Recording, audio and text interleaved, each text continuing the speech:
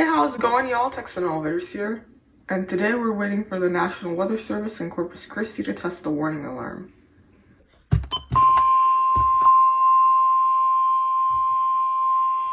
This is a test of the National Weather Service NOAA Weather Radio Warning Alarm System. This test is conducted every Wednesday between 11 a.m. and noon local time, unless there is severe weather in the area, in which case the test is postponed until Thursday. Again, this is only a test.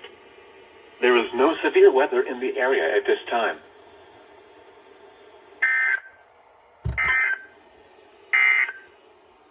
Highs in the mid-90s. North winds 10 to 15 miles an hour.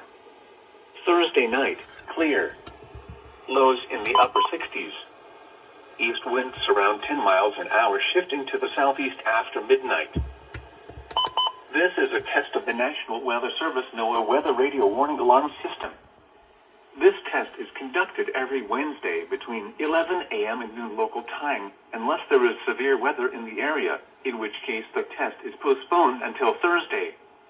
Again, this is only a test. There is no severe weather in the area at this time. The current time is 11:11 a.m. Central Daylight Time.